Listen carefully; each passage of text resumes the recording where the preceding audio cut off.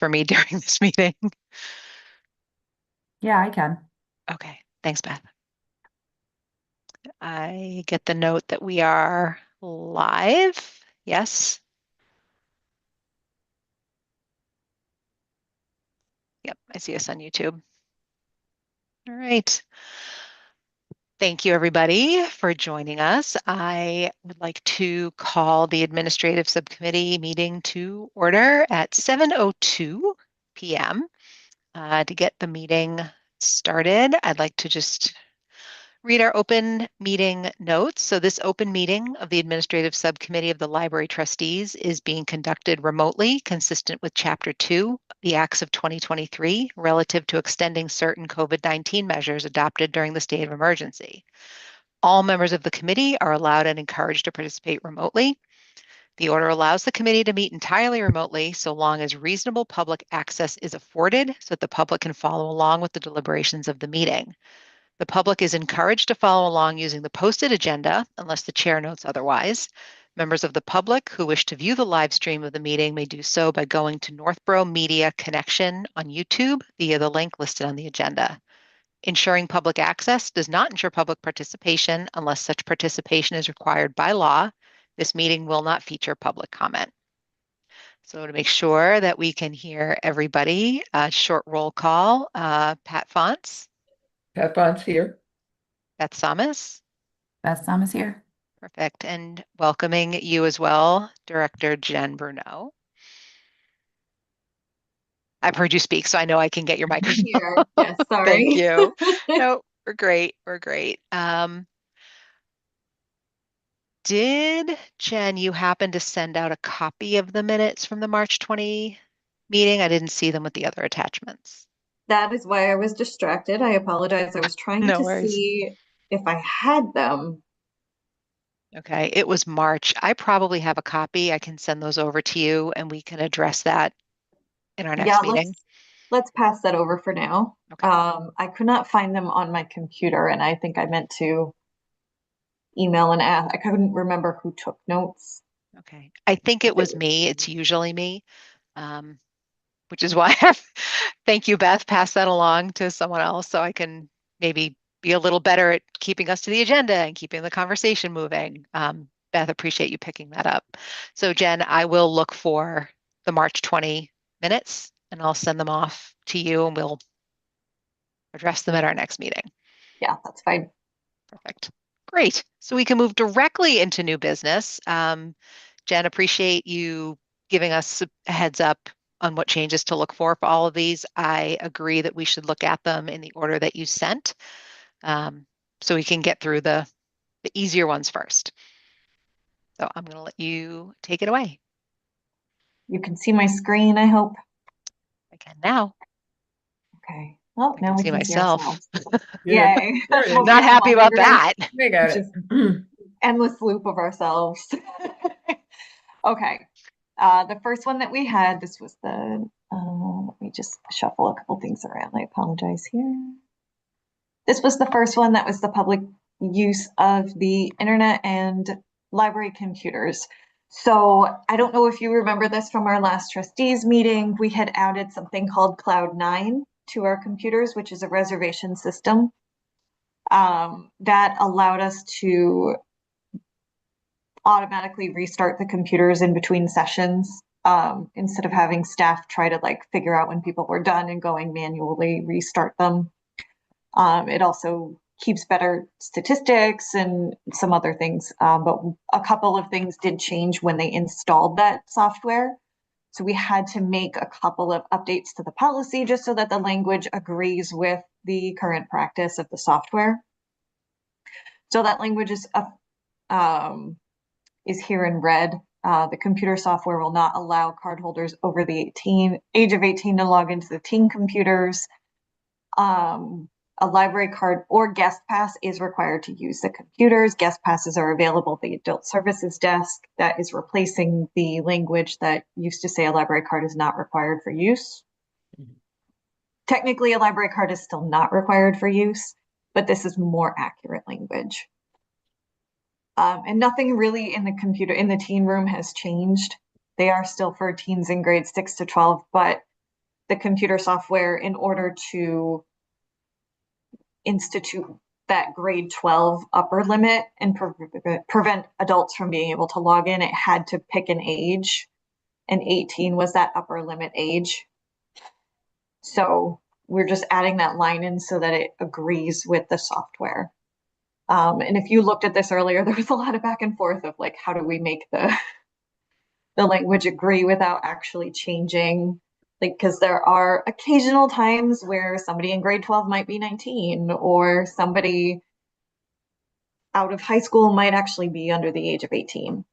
So we're just saying both. We don't expect that that will be an earth-shattering change to current practice. Any questions on that before I move down? Yeah.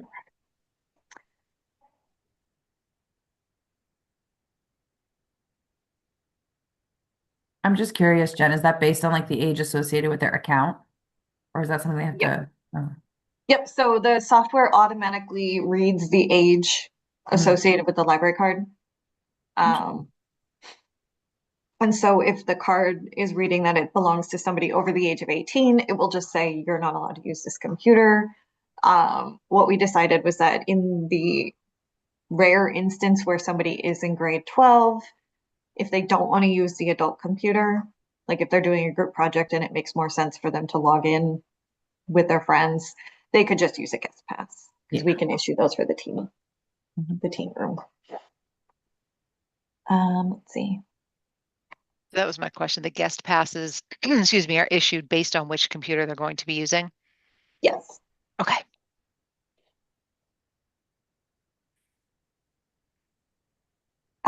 We took out the language that said including interfering with or disrupting other computer users, because violating the patron behavior policy, like that language is sort of redundant. It was just a mild, like, do we really need to specifically call out one thing in the behavior policy when that's already in there? And then based on a recommendation from our IT, altering or attempting to alter the software configurations. So we added that in. And then computer that is idle for 5 minutes will restart automatically. That's just the Cloud9 software. It used to be 15, now it's 5. And then computers automatically shut down 15 minutes prior to the library's closing time. That's not really new. I think we used to have it set that way. It was just never written in the policy. And we figured it probably should be, just for clarity, because we did have a question on that the other day. That's it. I had a question about something that isn't a change necessarily, but since we're looking at the document, I'm first I should say all the changes are fine with me. I think those all are good and make sense. I just had a question about at the very end, the paragraph that starts with the library does not control, endorse, filter, etc. The second sentence, the individual user is the ultimate judge of the appropriateness and value of materials and information access via the internet. I understand the intention of that sentence, but I worry that it could be interpreted in a way that's in conflict with the discretion of library staff reasons for revocation. If the individual is saying like it's appropriate and you're saying it's sexually explicit or something, I know that's not the same use of the word appropriate, but I'm worried somebody could interpret it that way, and say like, well, it said I have the final say of what I'm looking at.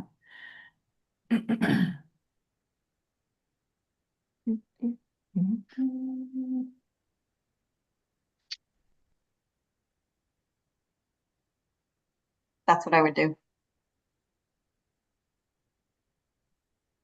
When you step back and you look at it, I think that's language that made its way from, we used to have this other policy that was basically like telling people how to internet. Mm-hmm. And those were the two sentences that made it from that policy to this one. And you're right, they don't need to be in here. Works I don't for think we need to tell people how to internet. me. Yeah, we're past that point now. Yeah. The first sentence probably covers the disclaimer that we need it to cover. Mhm. You know, we do not control, endorse, filter, or monitor the information on the internet for content or accuracy. Mhm. It's the internet. It's Yeah. the internet. If We're you all don't aware get of that what's by out there. now, I don't know if I can help you. The library is Um, not the place to work that out. Yeah, no. So if nobody objects, I'll just strike through. Yeah. Good call out, Beth. Thank you. Okay, the next one. Anything else on this one? It's pretty straightforward. Okay. Hotspot.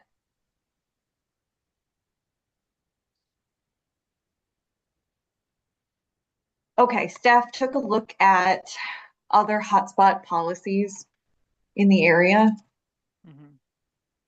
and we asked our IT for CW Mars about this first paragraph that's in red. It really should specifically also comment that it falls under the public use of the internet policy. Most other libraries do have that sentence in there.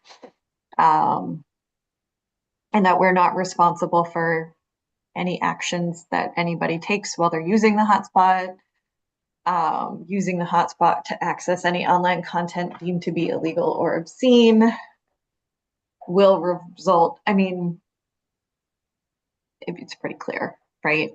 Mhm. We can revoke your ability to use a hotspot forever, depending on the criminal offense. Um, we reserve the right to prosecute. That's just sort of a legal disclaimer that should be in there. As well as that second sentence or that second paragraph, any attempt to alter the configuration of the hotspot is prohibited and may result in permanent loss of borrowing privileges. The third paragraph down is a result of, we have a really lenient policy when it comes to returns. And as a result, there's a lot of out of town patrons that sort of hotspot shop and they know that we have a lenient policy, and it results in like they see the word consecutive and they're like, okay, I'll make sure that I return it on time, and then the next time they're going to hold it for 30 days after its due date, and then they're going to return it on time, and then they're going to return it 30 days late, and then they're going to hold it on time. So they're repeat offenders, but they're making sure that word consecutive is keeping them from losing privileges. Mhm. Whereas most other libraries, Marlborough, Shrewsbury, a lot of the other libraries around us have a more strict policy that is sort of more in keeping with this recommended language here. Repeated offenses or misuse of equipment may result in the revocation of access privileges for 60 days. So if you repeatedly return it late, even if you skip, like you're good about it once and then you're late, and then you're good about it and then you're late, especially when they're all out and there's a list and people are expecting it to come back, and then, Mhm. you know, somebody's reservation can't be fulfilled because you know you can keep it longer and you know how long you can keep it before we shut it off. If you're gaming the system, and we know you're gaming the system, we can shut off your privileges for a little bit longer. Unfortunately, it's happening. We have enough serial offenders that they've asked me to bring this to you. Yeah, it's ever since hotspots were introduced, way back, what, about 5, 8 years ago or 10 years ago, uh, there's always been some abuse in there, and trying to deal with it is a real pain. Yeah. There's unfortunately, it's just there's a few people who take up a lot of our time, Mhm. and I think this will help Yeah. with that. Just so that the administrative time dealing with just a few people is less, so that the majority of people who respect the rules, and I mean, we're not talking about people who accidentally return it a day late or something came up or something like that. This is somebody who's more willfully trying to just keep it longer. This will just make it a little easier for the staff. They know who's taking advantage of our leniency, and this is a great way to kind of close that door. Yes.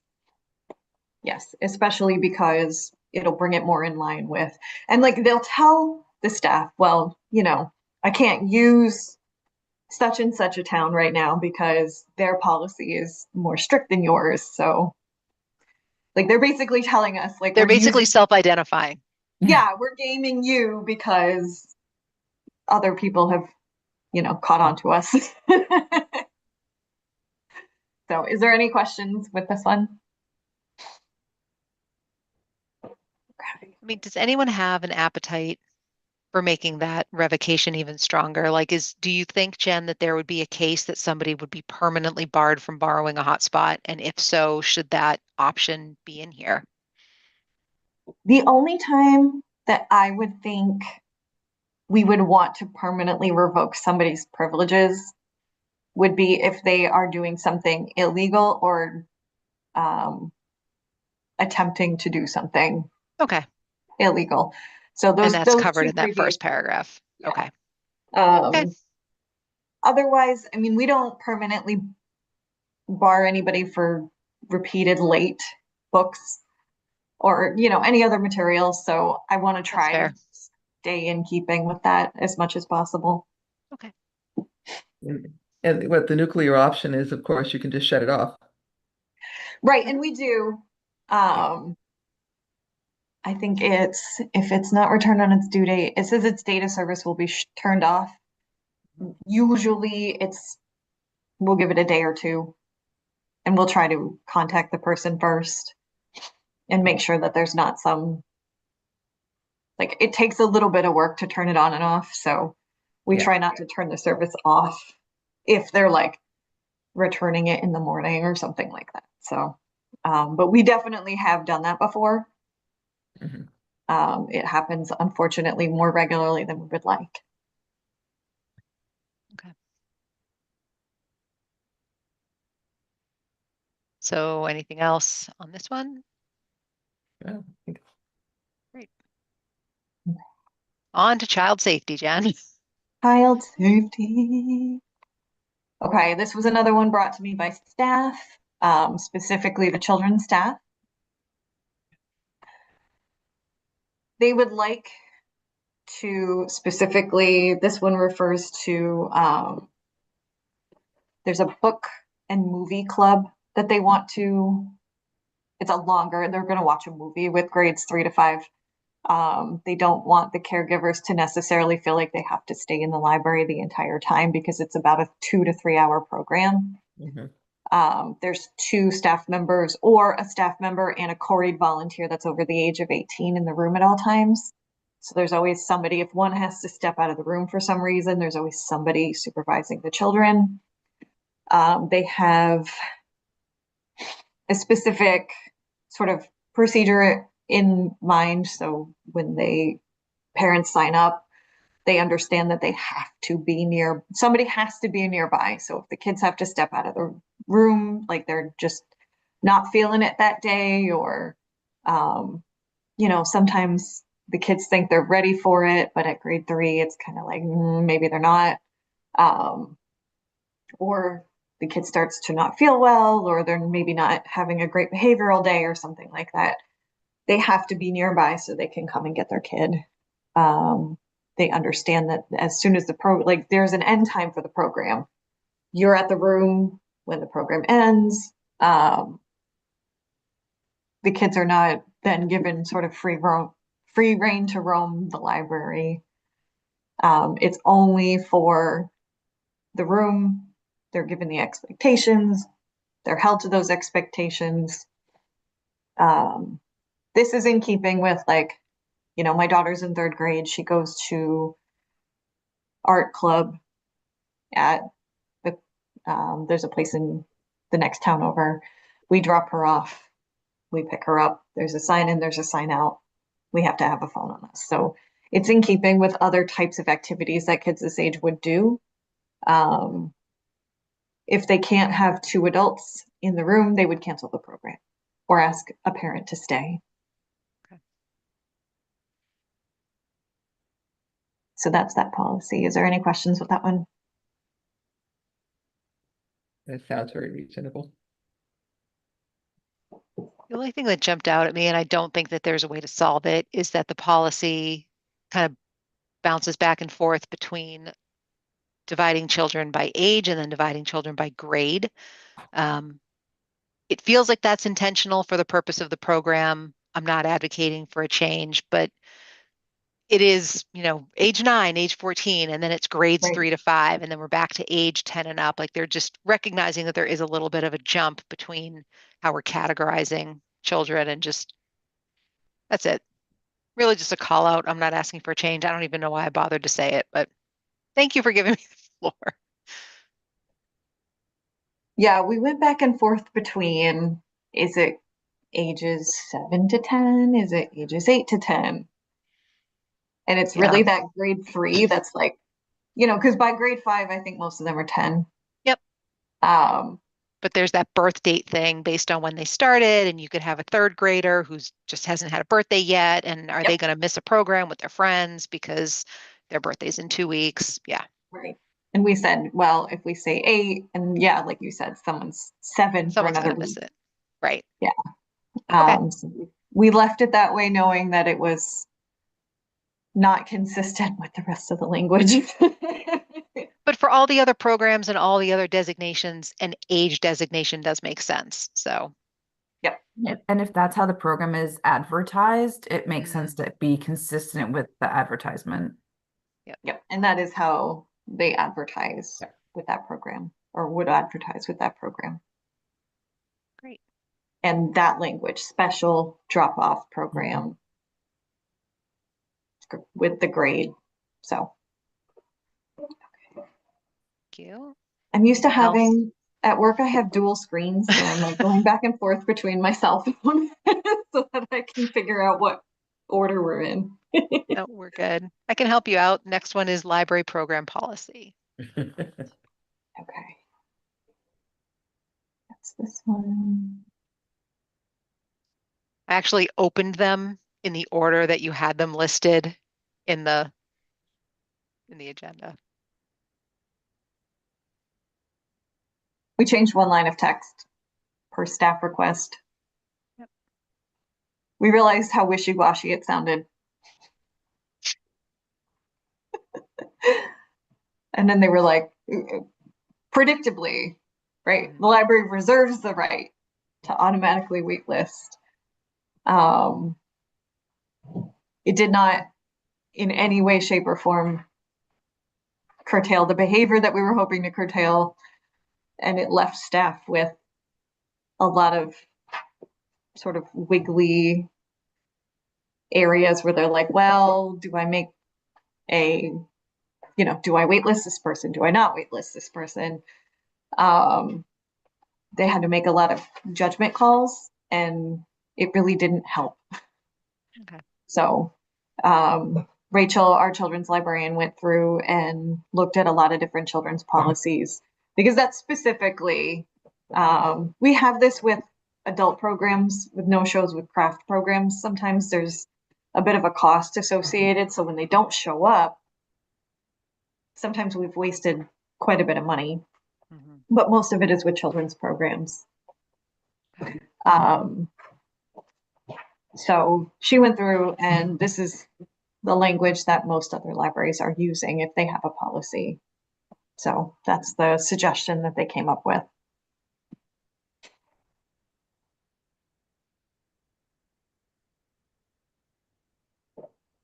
I have a question. Mm-hmm.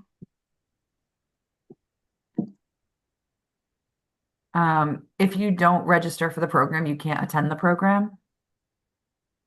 We are very intentional with registration programs. We don't ask for registrations for programs that have open space that don't require, like if it's not a craft program where there's a cost associated with it, if it's not something where we anticipate that the room is going to fill up, if it's not something where the presenter has said I can only take 15 or 20 or 25 or something like that, we don't require registration. So a lot of our programs are walk-in, or like, can't remember how we say it, but like RSVP suggested or something like that. But we don't say registration is required unless it really, really is required. That So it doesn't so prevent this people only applies when it's required. and doesn't prevent people from attending other programs that don't require registration. Right. Right. And it doesn't even require or prevent people from necessarily attending those programs. It's just that they can't keep a spot. So if the program doesn't fill up on the day of the program, they could call and we Mhm. can say, yeah, you know what, there's plenty of availability, there's plenty of spots, go ahead and show up. Mhm. We can wait list them and notify them in advance, like, yep, you know what, there's room for you, go ahead. So we're not necessarily keeping people from attending any programs specifically. It's just those programs where, like, some of our children's summer programs fill up very quickly. And we have this, it's the same people over and over again that sign up for everything and then they don't show up. It's not the person that calls us. Even like some people will even email as the program is going on and say, something came up, I can't make it.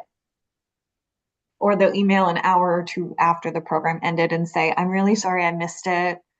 I forgot, something came up, we weren't feeling well. We don't punish those people. Like, that's not, if you contact us and you tell us why you couldn't make it, or just simply like, sorry, I couldn't make it, no excuse necessary, really. Just acknowledge that you signed up and didn't come. Mhm. That's not a no-show. A no-show is, we sent you 3, 4 reminders because that's, we do send a lot of reminders about registration. You didn't come, you took a spot away from somebody who could have made it. Now we have an empty spot that we've paid for. In some cases, materials are expensive. You know, it's so frustrating.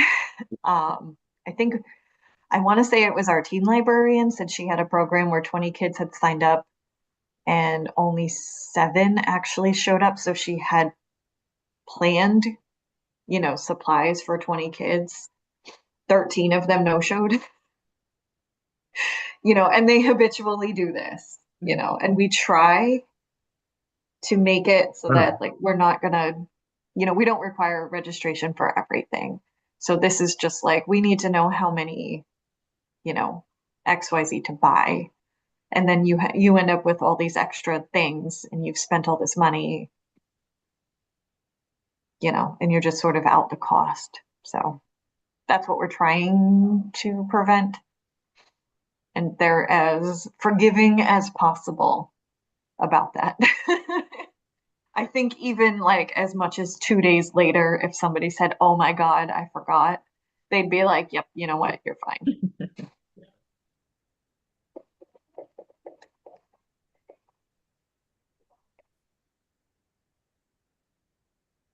Thank you for that clarification. I'm sorry it was so long. I could have made it shorter. No, It, it was helpful no, because at first when I read it, I thought it seemed harsh. And then, but as you've explained it, I'm like, oh, they can still do all the things. They just don't get yep. to save the they just don't get to save a seat. So Right. that really Right. helped. Thank you. I appreciated that explanation. And honestly, just send a note saying, I'm sorry, I missed it, and you're off the naughty list. So there's a lot of leeway and kindness and generosity happening here. This is Hmm. not the real life situation isn't as harsh as it's coming across in the policy, maybe. Right. The policy, I think because it's policy language, Hmm. we leave it kind of short and sweet. But the reality of how nice they are and how far out of their way they go. I mean, I think there's even been times when our children's librarians have been like, hey, it's been like 8 or 9 times that you guys have Oh, reserved 7 spots and then, not shown up. Do you think maybe we can waitlist you, possibly, please? So I think this is just to empower them yeah. to cut people off for a little bit without feeling terrible. Yeah. Yes, They'll And it survive. probably allows for more consistency across the staff. If everybody on staff knows that everybody else is enforcing the policy the same way, they're going to feel a little more empowered to Mhm. do what's appropriate. Yeah, and we did talk about this in a couple of different management meetings, and everybody was happy with this language. So Great. they're all kind of consistently on board with it. Great. Thank you. Public meeting room policy is next on my list. Yeah, the next two are bigger. Okay. Let's see. This Well, this was is the good. We've one. been productive. We've got what, 4 of them knocked out. We're doing really great. This is what we expected. Yeah. This one, it looks like there's a ton of changes, but really this is the one that we had said we would tackle several months ago. Mhm. I took a stab at putting it into this is the conference room, the meeting room, and the children's program room. And so combining those three into one policy, I called it the public meeting room policy because I'm clever and creative. So I took all of the language that was standard across the 3 rooms, and that is in the beginning. I did add while I'm in here, of course, you notice things that you're like, oh, we should really kind of tweak this language. Adding free and open to the public really seemed like an oversight that it wasn't there. I went back into our previous minutes, not ours, but the board minutes, and there had been a suggestion to revisit the political Mhm. Yeah. purposes verbiage, and so I did that. Found a better, I like that. I like the way yeah, that's worded. Yeah. yes. This is how it probably should be worded. It looks good. I think it's a little bit clearer as to what it cannot be used for. Right. It separates the business of something that's political versus something that's governmental. I think that Right. that's people equate those two buckets when really they are very different activities. Yes, yes. I think it's much better when it comes to the speech, the freedom of speech issue. Yep. And then meeting attendees or children's groups are subject to all their library policies. I don't know why we would have, like, I think it was when we were just using a children's room policy, Yep. we had called out that children's groups like couldn't leave their kids unattended in the children's program room. So I just sort of, when they got combined, I just put subject to all their library policies. And I like the way it's organized too. In that the specific rules for the specific rooms are This was so powerful much enough. harder than you would maybe Yeah. think. Yeah. Yeah. That note there is specifically so that people will see those different rules. Yeah. We added in the booking software information, updated the time frame available thing is a software limitation. It only goes out so far.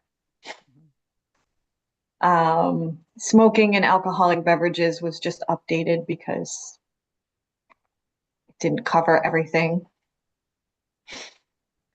Let's see. And then, yeah, we've been having some, I don't want to say issues, but we thought it might be a good idea to just ask people to wipe down the tables if they use them. so that we don't go to set up tables for another group and they're very sticky. Where we might have some discussion is this new section here, reservations for town departments. This is something that I have been doing that has not been in our policy that I've thought maybe should be clarified. We occasionally get requests from other town departments. Excuse me. Pat's cat wants to be part of the meeting. My cats do too. Go I'm just on, like Hale. playing defense over here. If you see me go like this, it's because I have 3 cats. Oh, yeah. So there's a couple of different things going on with this. Sometimes other departments may need to book a room for a training or something like that. They may need access to the room at like 7 o'clock in the morning. Usually that's police or fire. They have keys to the building. It's just basically giving them permission. Like, yeah, you can do that. They need to book further out than the software will allow. So they can't really use the public facing calendar because that side only goes out so far. But, you know, they had a first responder training, for example, a couple months ago. They were bringing in a trainer from, I can't remember where, but it was really far away, like required a flight in. So they had to book that several months out in advance. I'm not going to say, no, I'm sorry, you have to wait until 6 weeks beforehand. Nor do I think that's really, like, I think that's a special circumstance that we should account for. So things like that, just making sure that they coordinate directly with me for permission to do something that might fall outside of the rules. The other thing too is cable.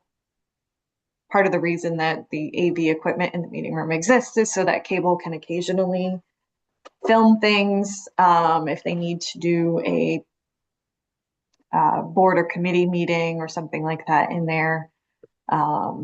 Those don't always necessarily line up perfectly with our public meeting guidelines.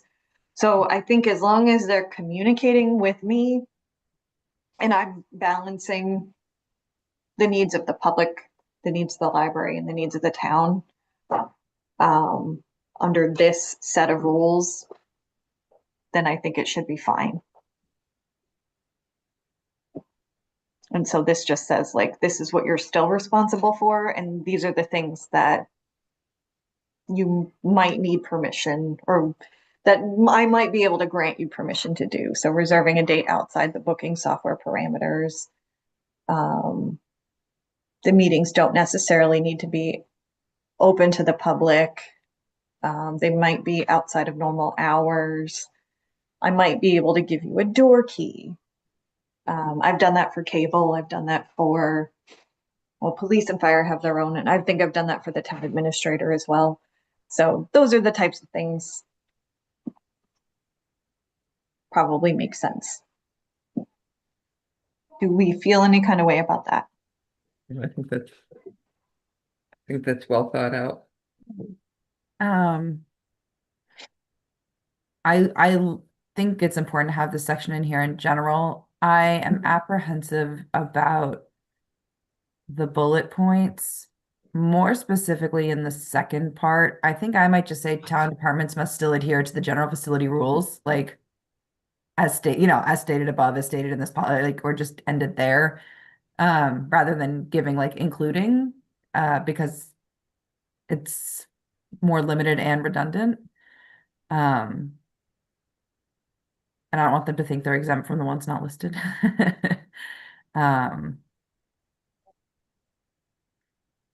But What if I said, I don't think you need it. I think it's all encompassed by just saying town departments must still adhere to the general facility rules. without saying too much, I really I was want going to this say in here. the bottom 2 bullets could move above. Like, I agree with what Beth is saying because The minute you start listing things, stuff's going to get forgotten. It's like listing names in a thank you speech. Like it's going to get, and it's redundant. You know, you don't have to keep beating And that those, horse. yeah, and those two bullets actually aren't general facility rules. They're kind of like Oh, that's additional things that are like you can have exceptions, but it'll still take precedence. So, um, I think they belong in the bulleted list above because those are rules that are specific to the exception. Like there's yeah, this feels to me like not necessarily outlining the rules of engagement among town departments, but it's the library being fully transparent about all the things that it's doing so that people on the staff, volunteers, other patrons, people who see like, hey, how come they get to do it? Well, this is why we have, a special relationship as a town department with the Mhm. other town departments. This is a collegiality behavior. Um, is how this section reads to me. So Beth, I agree with you about still have to adhere to the general facility rules like that. You're just going to respect someone else's house. That's exactly how that reads. Um, Yeah. and yeah, This, I guess leaving that as a paragraph is probably also yeah, fine. I But I think that agree makes that sense. those two pieces do need to stay in there because they are still unique to this part of the policy. Hmm. I have a question. I don't know much about the new fire station, but do you know if the new fire station is going to have a training room of their own? I think that they will. And that will probably take a lot of, a fair amount of pressure off having to come to the library for, training meetings. For things like the first responder Yeah, trainings and things like that, I think so. yeah, I think things like the financial summit will yeah. still be, I Oh, think the yeah. library is still an Yeah. attractive place for things like I mean, that. my guess is that the library's meeting room is still going to be much larger than anything the fire station's going to have. It But might be. I honestly, I'm not sure how big their training room will be. yeah, Um, Although I imagine that it's big enough for their needs. yeah, So, but like the first responder training was fairly large because it was more than just our fire department. right. So it might, Yeah, our room might still occasionally be, yeah. And that's fine. You're being collegial. You're being, it is a town building. But I do like the idea that the library programs and business will take precedence over town requests. yeah, me first. Yeah, I And really, also honor anybody yeah, just, who was there and reserved something yeah, first. So like just because you're a town department doesn't mean you can boot somebody who has made precisely. their reservation in good faith. Yeah, Yes. Yes. That being said, occasionally, we'll look if they're like way ahead, I might ask Rachel, like, hey, can you cancel story time that day 4 months from now? right. Something like that. But, I don't, I just want it in there that like nobody's expected to be booted Right. for something last minute. Nor has the town ever I Yep. expected us to. We just want it in there. Yeah, no, it Yeah. feels good and Yeah. it protects against future behavior from different people. We all have this operating agreement amongst departments and department leaders, but people move, people, Yes. positions change. So, Yes. I'm a fan of making policy when you have good relationships, yeah. Hmm. and I have great relationships with everybody right now. So I did run this by Dana, just because, like, I mean, part of the reason that we got the AV equipment in the meeting room was for things that apply to this part of the policy. So I ran it by him just to make sure that everything fit, and he was happy with it. I'm so sorry. I turned into a pumpkin after 7:30. um, We're moving right along. We're doing really well. yes, we really are. So let's keep going. Um, the maximum, so down in the meeting room, Mhm. I added the maximum occupancy, which has been determined by the building department. Yep. We do have a nice new sign posted outside the room with this information. Um, we just adjusted the after hours use form language I think it just said like fill out a form, or it said nothing. I can't remember what it. Well, I think, yeah, because there's no stricken out language here, so it's all in red. So if you're going to use the room after hours, you need to submit this. And then if you want it to run longer than 10 p.m., I would like at least a week to consider it, just in case I need to contact the fire department, the police department. It just really depends on what you're trying to do. Generally, it's probably fine. I think we've had a handful of requests. Like, can we go a little bit longer than 10 o'clock? One was our Dungeons and Dragons adult group. They wanted permission to go till 11, like go all night. It's fine. And then don't cover or move the artwork on display.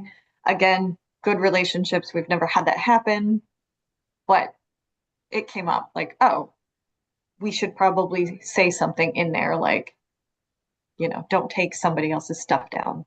Yep. Specifically listing, I think it said something like, we have AV available. Yeah. And that was all it said. So now that we have the new AV in there, let's specifically say what we have in that room. The old policy, I think it said AV is available for both the conference and the meeting room. There's very different equipment that's available in those two rooms now. So this is what's available for the meeting room. The conference room. It has come to our attention that the conference room, I think it says it seats 22, or the capacity seat is 22. Yeah, the meeting room table in there seats 10. Like it's Wow. confusing. And fortunately we've not had like an issue with a group coming in expecting to be able to fit 22 people around the table. But there's 18 chairs in the room. 10 of those fit around the large meeting table. The table cannot be moved.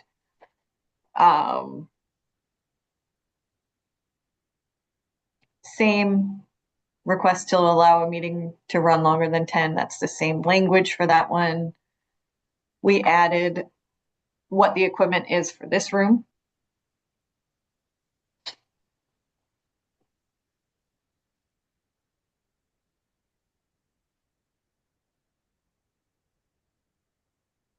Any questions so far? How am I doing? Okay. Good. Children's room. We were not specific enough, as it turns out, about our description of that room. The number, it said it holds 55. Again, it does, but there's 20 chairs.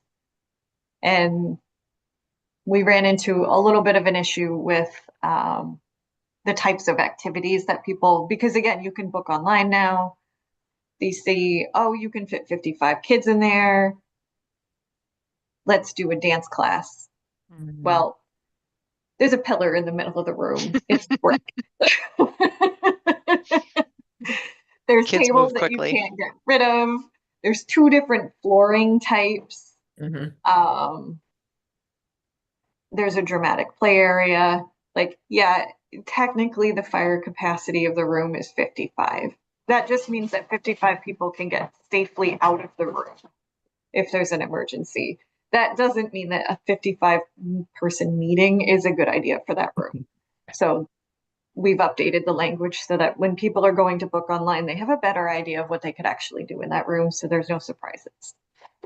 And what they probably shouldn't do. And that's why we're prohibiting types of, like, we'll say boisterous activities, because it's really It's not not a a good idea. gymnasium, it's a activity room.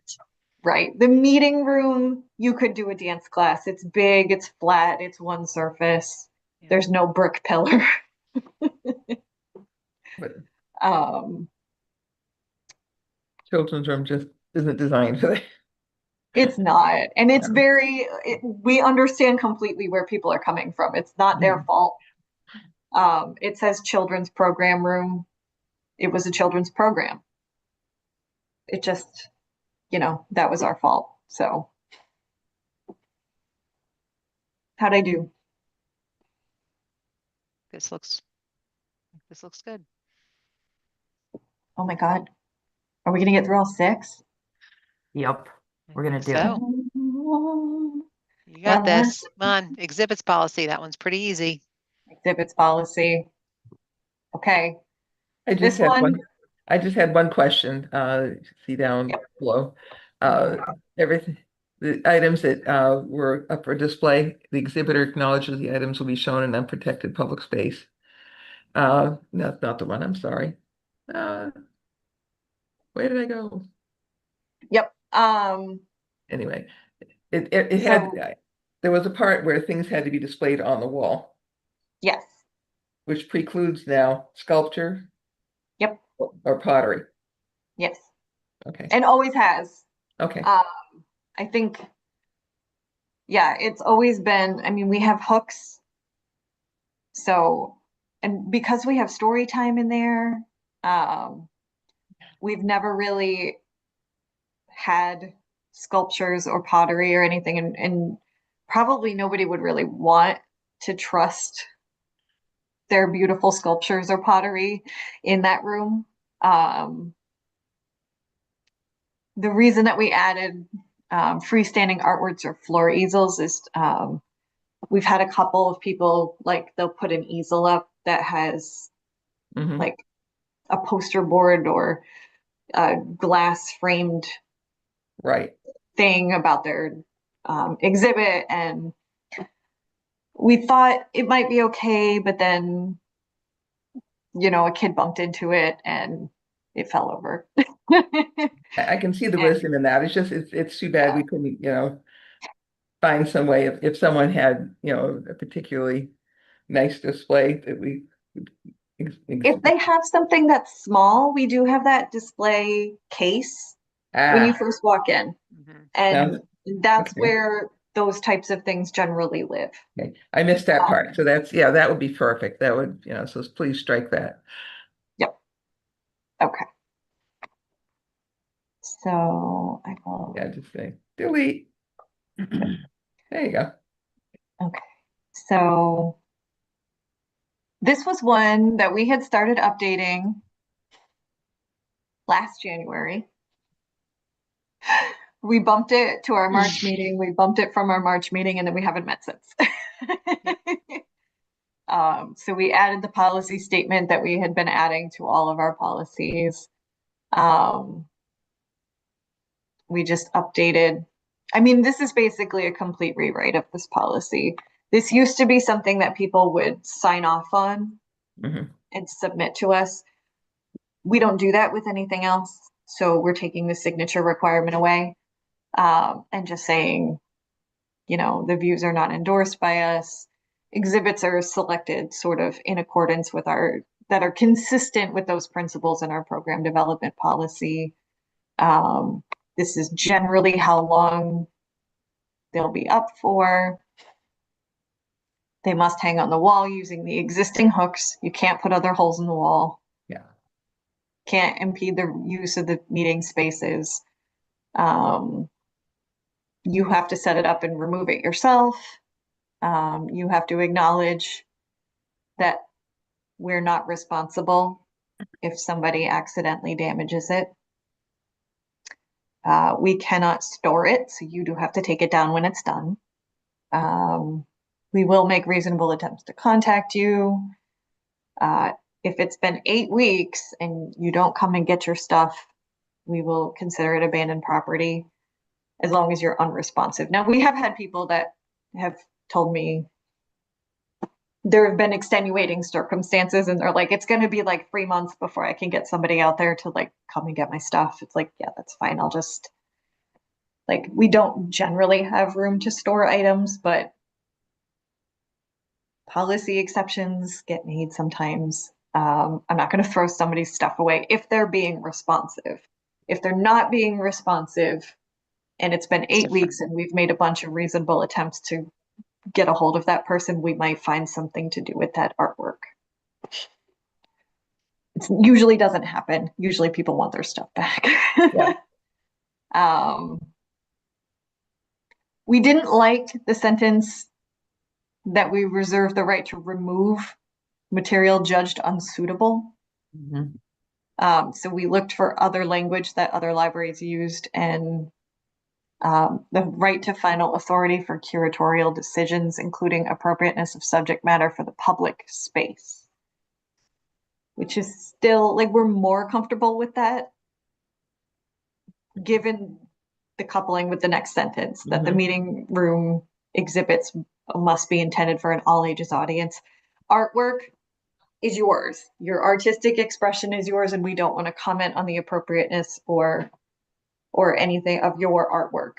But we have story time and mixed use of that room. We have to keep that in mind.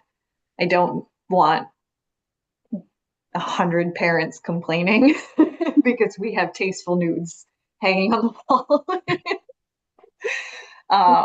We do have a smaller exhibit space upstairs that this policy would also apply to. Yeah. That space is the teen and adult programming room. You could probably get away with a little bit more. Yeah.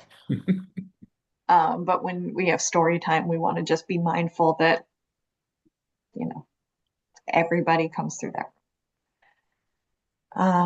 Prices of items for sale. It said may not be posted. It's just not realistic. Because when they don't post them, what we get are people that come to the desk and ask us, how much does this cost? So actually, it's just easier for us to say, you know what, 8.5 by 11 is fine. Just post them because it's just going to cut down on the work that we have to do. Please don't sell them off the wall before the end of the exhibit. So you can sell them, but ask people not to pick them up before the end of the exhibition. We will not facilitate the sale. You have to do that privately. So usually people leave one business card with their contact information next to the item list. And they say, contact me if you're interested. I took out director because I do not schedule the exhibits anymore. Is there a specific staff person who does, or is it just any staff person? Currently, there's a specific person, but we decided to say library staff because that may change at any point. If she decided to delegate that to somebody else in her department, that would be fine. What department is it? Currently adult services, but we decided that we didn't want to codify one person.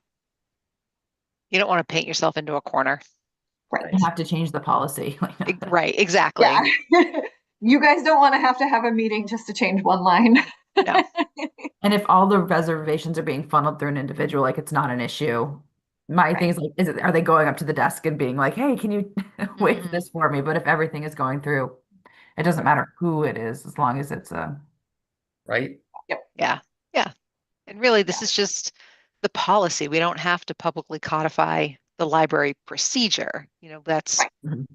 we trust the library staff to be professional and handle things the right way. This is just what we say to the public about what everyone's expected, the behavior everyone's expected to hold themselves to. Yeah, I didn't want, right now it's our adult services librarian. I didn't want her to have to come to me and say, can you make an exception so that I can have this artist exhibit twice this year? I don't need to be making that decision. I trust that she can do that. Because sometimes we have a wait list for people wanting to exhibit, and sometimes she's trying to fill the space on the wall. So if somebody wants to exhibit twice and she's got the space, then I don't want that to have to be a decision I have to make. That's fair. Yeah. Should the So, update date be January 2026? yes, I did change a couple of words this year.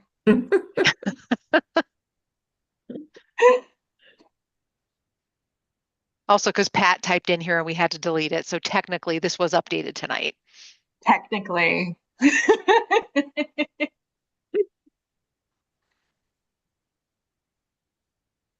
Okay. That's Seems to all I had me, for you tonight, and we got through that whole thing in an hour. yeah, That's fabulous. very well done. Thank you. I think Yeah. the heads up of the changes to look for was helpful to keep this us on track, keep us moving forward.